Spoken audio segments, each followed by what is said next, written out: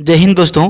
तो दोस्तों इस वीडियो में हम लोग यहाँ पर जो है राष्ट्रीय झंडा जो हमारा है तिरंगा, इससे जुड़े 10 महत्वपूर्ण सवाल को हम लोग करेंगे। ठीक है, जैसे कि झंडा का निर्माण कैसे हुआ, किसने किया, कब किया गया, केसरिया का मतलब क्या होता है, वाइट पट्टी क्यों है या फिर ग्रीन क्यों है, इसमें कितने तिलियां हैं। इस तरह से जो बहुत सारे प्रश्न जो हम लोगों को पता है और बहुत सारी चीज़ें जो है हम लोगों को नहीं पता है और हम लोगों को ये पता होना चाहिए, क्योंकि ये हमारा राष्ट्रीय प्रतीक है, राष्ट्रीय तिरंगा है। ठीक है, तो आइए हम लोग इसमें कुछ जान लेते हैं। सबसे पहले हम लोग ये देखते हैं कि गांधी जी ने सबसे पहले 1921 में कांग्रेस के अपने झंडे की बात की थी। यहाँ पे देखिए बात कैसे उठता है तिरंगा को जो है लागू करने का, तिरंगा को बनाने का, इस तरह का झंडे का। ठीक है, तो सबसे पहले बात उठती है 1921 में, जिसमें गांधी जी ने ये कल्पना किया था कि अपना कांग्रेस का एक झंडा होना चाहिए और इस झंडे को पिंगली वेंकैया ने जो है डिजाइन किया था। पहला प्रश्न यहाँ पर ये आता है कि जो हमारा तिरंगा झंडा है इसको किसने डिजाइन किया था, तो पिंगली वेंकैया। ये रिपीटेड क्वेश्चन है, किसी भी परीक्षा में पूछा जा सकता है आपको। ठीक है, पहले इसमें 2 रंग थे, लाल रंग हिंदुओं के लिए और हरा रंग मुसलमानों के लिए। ठीक है, बीच में एक चक्र था, बाद में इसमें अन्य धर्मों के लिए सफ़ेद रंग का जोड़ा गया, सफ़ेद रंग को जो है इसमें जोड़ दिया गया। स्वतंत्रता प्राप्ति से कुछ दिन पहले संविधान सभा ने राष्ट्रीय ध्वज को संशोधित किया था। इसमें चरखे की जगह अशोक चक्र ने ले ली, जो कि भारत के संविधान निर्माता डॉक्टर बाबा साहेब भीमराव अम्बेडकर ने लगवाया था। तो यहाँ पे थोड़ा सा इतिहास आपने समझ लिया। अब हम लोग यहाँ पर करेंगे इससे संबंधित जो है क्वेश्चन आंसर। ठीक है, तो इसमें हम लोग लगभग 10 प्रश्न को करने वाले हैं। अब वीडियो के अंत तक बने रहते हैं तो आपका ये प्रश्न कंप्लीट हो जाएगा। पहला प्रश्न हमारा क्या है कि राष्ट्रीय ध्वज की लंबाई चौड़ाई का अनुपात जो है वो कितना है। तो देखिए हमारा जो ध्वज है, मान के चलिए ये हमारा ध्वज है।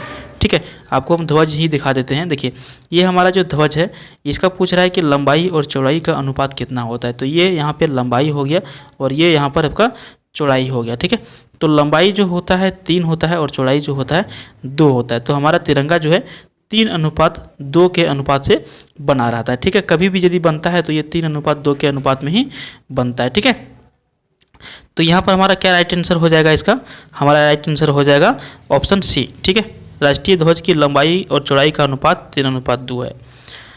अगला जो आपका प्रश्न है, राष्ट्रीय ध्वज तिरंगे का सफ़ेद पट्टी किस बात का संकेत है।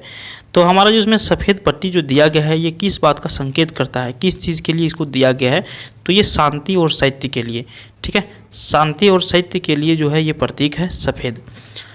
अगला प्रश्न जो आपका है, राष्ट्रीय ध्वज तिरंगे का हरा रंग क्या दर्शाता है।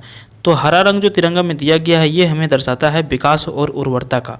ऑप्शन बी आपका सही उत्तर हो जाएगा। अगला जो आपका प्रश्न है, राष्ट्रीय ध्वज तिरंगे के चक्र में कितनी तीलियां हैं।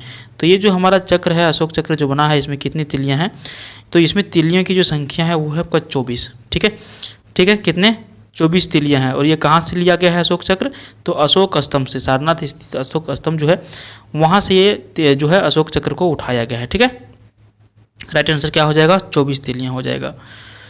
अगला जो का प्रश्न है, राष्ट्रीय ध्वज तिरंगे में तीनों क्षैतिज पट्टियाँ किस अनुपात में रहते हैं। तो ये जो अभी हम लोगों ने तिरंगा का भी जो हम लोग देखे वहाँ पे फोटो, चाहे हम लोग को जो पता है कि ये हमारा तिरंगा है, इसका जो रेशियो जो होता है कितना होता है, तो ये 1:1:1 के अनुपात में होता है। ठीक है, यानी कि ये तीनों जो पट्टी है, ये तीनों पट्टी क्या होना चाहिए, एकदम बिल्कुल बराबर होना चाहिए, इक्वल होना चाहिए। ऐसा नहीं किसी को आप 1.5 इंच कर दिए और यहाँ बीच वाला सफ़ेद पट्टी है जो उसको 2 कर दिए, या फिर नीचे ग्रीन है उसको 3 कर दिए, ऐसा नहीं। ठीक है, तो इसका जो अनुपात है 1:1 का अनुपात है। तो सही उत्तर क्या हो जाएगा, तीनों का 1:1:1। ठीक है, 6 नंबर प्रश्न देखते हैं, राष्ट्रीय ध्वज तिरंगे का गहरा केसरिया रंग हमें क्या दर्शाता है। सही उत्तर क्या हो जाएगा, ऑप्शन ये हो जाएगा ताकत और साहस का। केसरिया रंग जो है ये ताकत और साहस को दर्शाता है। ठीक है, अगला प्रश्न देखिए, राष्ट्रीय ध्वज तिरंगे में सबसे ऊपर कौन सा रंग होता है। तो हमारा जो ध्वज है सबसे ऊपर जो हमारा रंग है वो कौन सा रंग है, सबको पता है केसरिया गहरा रंग। ठीक है, गहरा केसरिया, केसरिया और गहरा केसरिया दोनों में फर्क है। ये हमारा जो रंग है ये कौन सा है, गहरा केसरिया रंग है। ठीक है, देख रहे हैं ना। चलिए 7 नंबर प्रश्न हम लोगों का कंप्लीट हो गया है। हम लोग अब चलते हैं 8 नंबर प्रश्न की ओर। देखिए, राष्ट्रीय ध्वज तिरंगे में बीच में कौन सा रंग रहता है। तो सही उत्तर क्या हो जाएगा इसका, हर किसी को पता है, बिल्कुल सिंपल सवाल है। ठीक है, ऑप्शन ये हो जाएगा। नेक्स्ट क्वेश्चन देखिए, नेक्स्ट क्वेश्चन जो आपका है, राष्ट्रीय ध्वज तिरंगे में सबसे नीचे कौन सा रंग रहता है। तो सबसे नीचे कौन सा रंग रहता है, क्या सही उत्तर हो जाएगा इसका, ऑप्शन बी हो जाएगा। ठीक है, सबसे नीचे हरा रंग रहता है। तो इस वीडियो में इतना ही, मिलते हैं हम लोग फिर किसी दूसरी वीडियो में। देखते रहिए हमारा यूट्यूब चैनल जीके विद्यार्थी को। Thank you.